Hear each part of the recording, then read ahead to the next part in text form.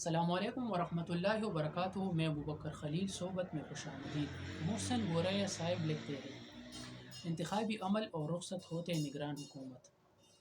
ملک بھر میں جناب چیف الیکشن کمیشن جناب سکندر سلطان راجہ صاحب کی زیر نگرانی میں ملک بھر میں الیکشن ہو گئے ہیں۔ 8 فروری کو منعقد ہونے والا یہ ایک ایسا الیکشن تھا جس کے بارے میں کہا جا رہا ہے کہ اس میں ووٹنگ 9 فروری تک جاری رہی، جس کی وجہ سے اکثر نتائج انتہائی تاخیر سے جاری کرنا پڑے۔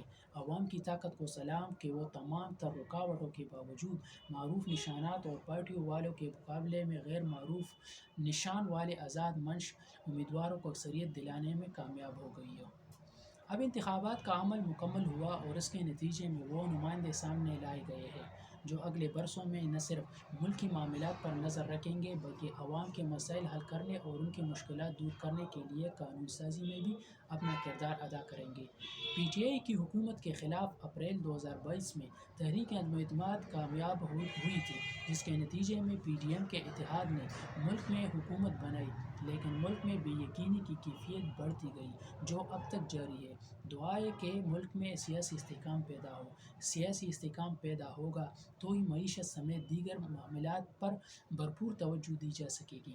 انتخابات کے نتیجے میں جو پارٹی پوزیشن آئی ہے، اس سے لگتا تو نہیں کہ کوئی مستحکم حکومت بن پائے گی۔ ایک مخلوط حکومت ہی نوشتہ دیوار ہے، اور مخلوط حکومت کیسے چلتی ہے اس کا مشاہدہ ماضی میں کئی دفعہ کیا جا چکا ہے۔ پھر بھی اللہ تعالیٰ سے دعا ہے کہ ایک مستحکم حکومت سامنے آئے اور ملکی معاملات کو بہتر انداز میں چلا سکے، ماضی کی غلطیوں کی وجہ سے ریاست اور عوام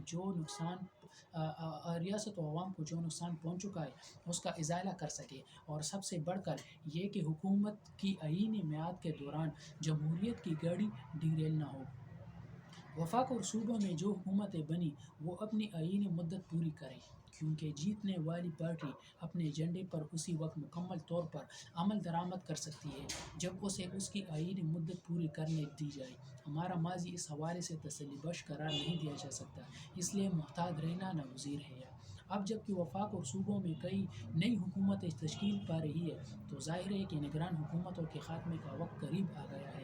ہمارے ملک میں نگران سیٹ اپ کا کام اگلے انتخابات کا انعقاد کو یقینی بنانا ہوتا ہے، اور اس مقصد کے لیے یہ 3 ماہ کے لیے برسر اقتدار لایا جاتا ہے۔ لیکن عجیب بات یہ ہے کہ جو نگران حکومتیں رخصت ہونے جا رہی ہے ان میں سے کوئی بھی آئینی میعاد تک محدود نہیں رہی ہے۔